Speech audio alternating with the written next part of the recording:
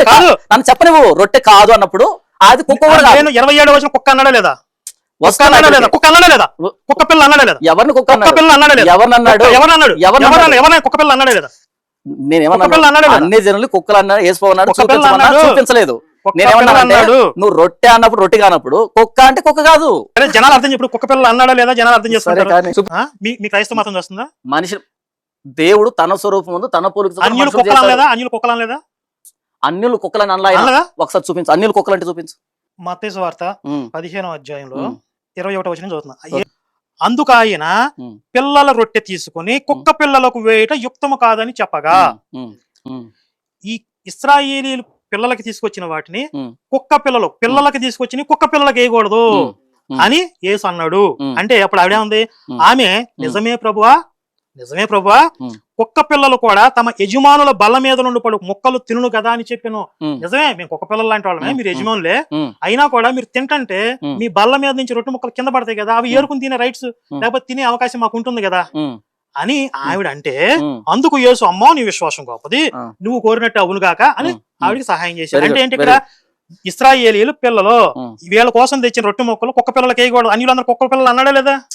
నేను ఏమన్నానంటే, అన్ని జనులు కుక్కలను వేసుకోమన్నాడని చూపించు, నేను ఎక్కడి నుంచి లేచిపోతా అన్నాను. ఈయన ఏదేదో చదివి వినిపించాడు. ఇక్కడ అమ్మా నీ విశ్వాసం గొప్పదంటే కుక్కని ఎక్కడన్నాడు అసలు? పిల్లలు రొట్టె తీసుకుని కుక్క పిల్లలకు వేయడం యుక్తం కాదు అని చెప్తూ రొట్టె గురించి మాట్లాడకుండా ఆ స్వార్థ గురించి, ఆ బెనిఫిట్ గురించి మాట్లాడుతున్నాడు. అంటే రొట్టె కాదు, కుక్క అంటే కుక్క కాదు, అంతేనా? ఈయన ఇప్పుడు చెప్పు, రొట్టె అంటే ఏంటి? అక్కడ రొట్టె కోసం వచ్చిందా ఆవిడ? ఎస్ అన్నో చెప్పాను. రొట్టె కోసం వచ్చిందా? రొట్టె కాదు. రొట్టె కాదు. నన్ను చెప్పనివ్వు. రొట్టె కాదు అన్నప్పుడు అది కుక్క కూడా కాదు. నేను 27 వచ్చిన కుక్క అన్నాడా లేదా? కుక్క అన్నాడా లేదా? కుక్క పిల్ల అన్నాడా లేదా? ఎవరిని కుక్క పిల్ల అన్నాడా లేదా? ఎవరన్నాడు? ఎవరన్నా కుక్క పిల్ల అన్నాడా లేదా? నేనేమన్నా అన్ని జనులు కుక్కలు అన్నాడు, వేసుకోమన్నాడు, చూపించలేదు. నేనేమన్నాడు, నువ్వు రొట్టె అన్నప్పుడు రొట్టె కానప్పుడు కుక్క అంటే కుక్క కాదు. జనాలు అర్థం చెప్పు. కుక్క పిల్ల అన్నాడా లేదా? జనాలు అర్థం చేస్తారు.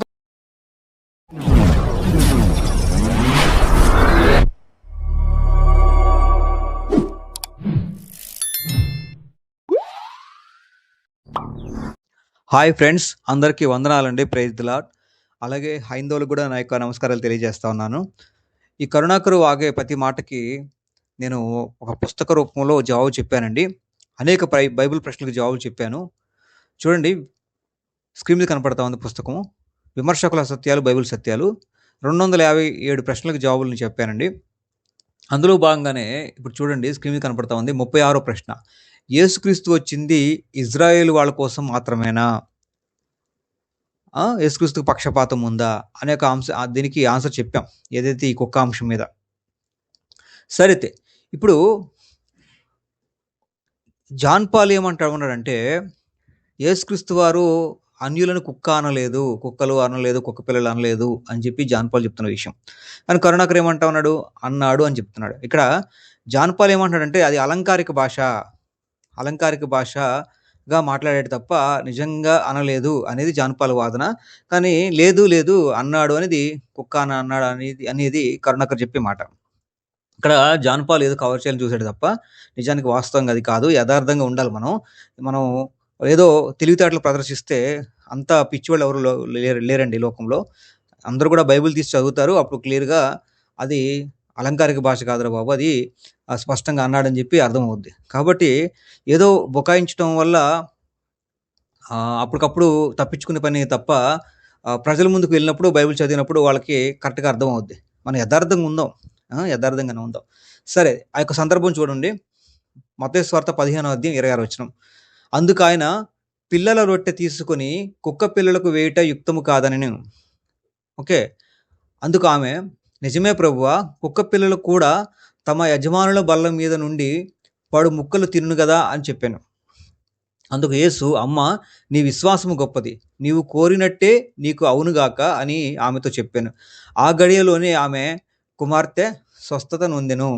ఇక్కడ గమనించాలి, ఇక్కడ ఓకే, యేసుక్రీస్తు వారు ఆమెని కుక్క పిల్లలతోనే పోల్చాడు.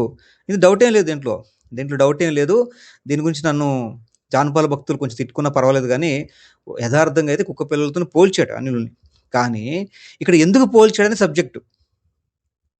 కుక్క పిల్లలతో పోల్చాడా పోల్చలేదా అని చెప్పి కరుణాకర్ లాంటి వాళ్ళు మాట్లాడతారు. అసలు సందర్భం ఏంటి చూడాలి ఎప్పుడైనా సరే.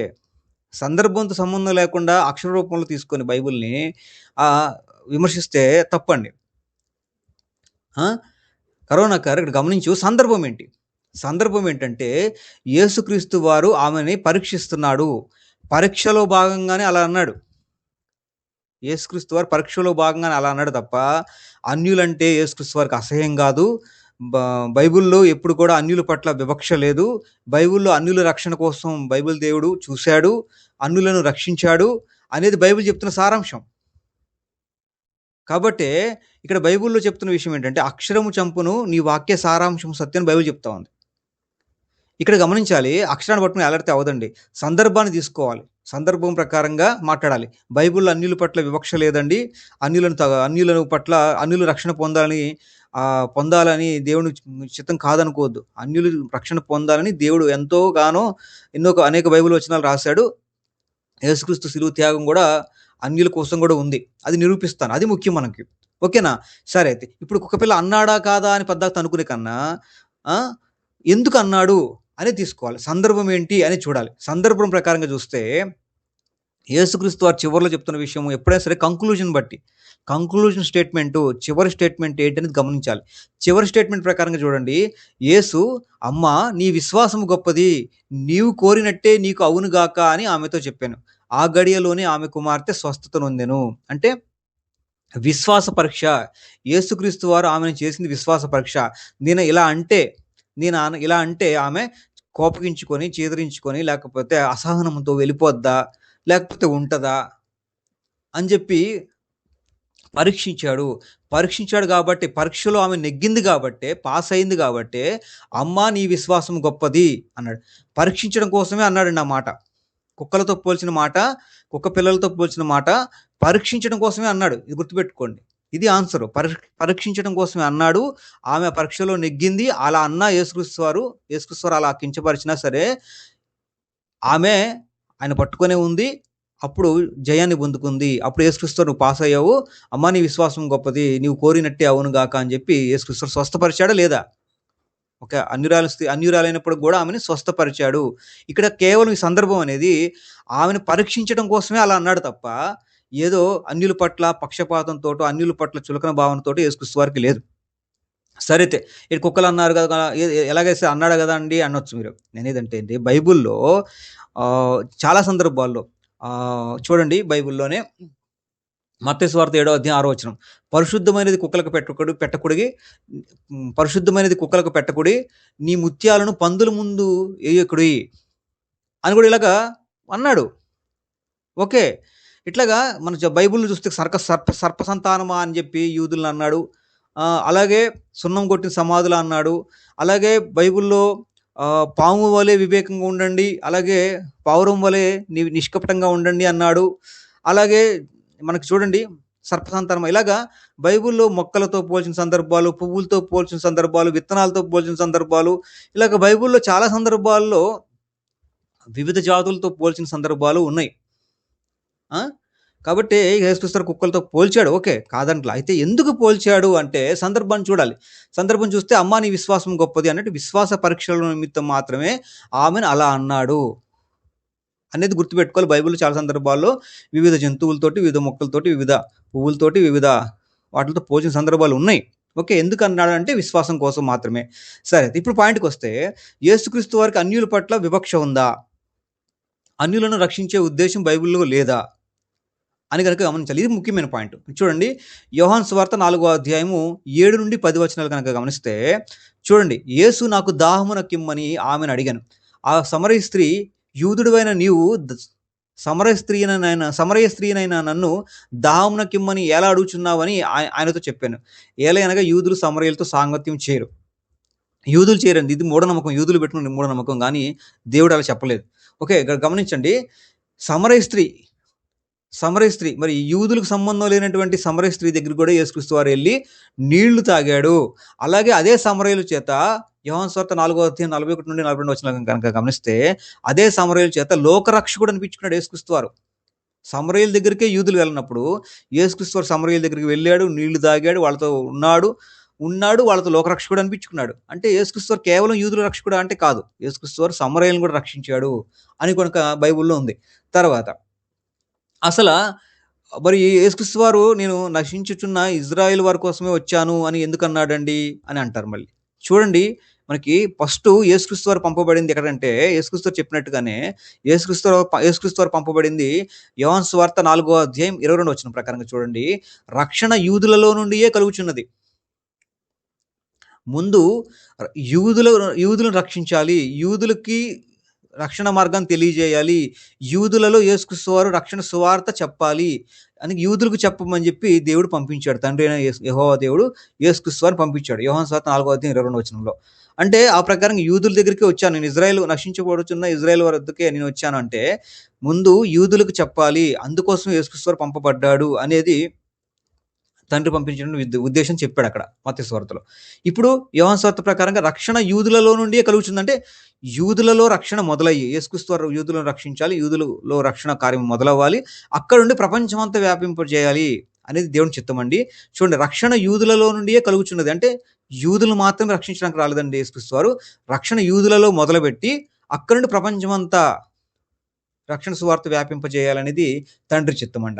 తర్వాత చూడండి, మరి యేసుక్రీస్తు వారు కేవలం ఇజ్రాయెల్ వారి కోసం మాత్రం వస్తే అన్యుల పట్ల వివక్ష ఉంటే ఈ మాట చెప్పడండి. చూడండి, అపోస్తుల కార్యం 1వ అధ్యాయం 8వ వచనం, అపోస్తుల కార్యం 1వ అధ్యాయం 8వ వచనం చూడండి. మీరు యెరూషలేములోను యూదయ సమరయ దేశములందంతటను భూదిగంతముల వరకు నాకు సాక్షులై ఉందురు. అంటే కేవలం యేసుక్రీస్తు వారు యూదుల కొరకే పంపించబడితే ఆయన ఇజ్రాయెల్ వారి కోసం మాత్రమే సువార్త చెప్పమని చెప్పేవాడు. కానీ ఇక్కడ చూడండి, యేసుక్రీస్తు వారు మొత్తము భూదిగంతముల వరకు అంటే ప్రపంచం మొత్తానికి కూడా సువార్త చెప్పమని చెప్పి యేసుక్రీస్తు వారు తన శిష్యులను పంపుతున్నాడంటే అన్యుల పట్ల వివక్ష లేదు అనేది గమనించాలి. తర్వాత పాత నిబంధనలు కనుక చూస్తే తండ్రి అయిన దేవుడికి యెహోవా దేవుడు కూడా ఏమన్నా వివక్ష ఉందా అన్యుల పట్ల అంటే లేదండి. యెషయా గ్రంథం 49వ అధ్యాయం 6వ వచనం. ఇక్కడ చూడండి, యూదులను రక్షించడం ఎంతో స్వల్పమైన విషయము, భూదిగంతముల వరకు నేను కలగజేయు రక్షణకు సాధనం ఒకటికై అన్ని జనులకు వెలుగై ఉండినట్లు నిన్ను నియమించాను. అన్ని జనులకు వెలుగై ఉండేలాగా యేసుక్రీస్తు వారిని దేవుడు నియమించాడు తండ్రి అయిన దేవుడు. అంటే అన్యుల పట్ల వివక్ష లేదు తండ్రి అయిన యెహోవాకు కూడా. అసలు దేవుడికి వివక్ష ఎందుకు ఉంటుందండి? ఇర్మియా గ్రంథం 32వ అధ్యాయం 27వ వచనం. నేను యెహోవాను సర్వశరీరులకు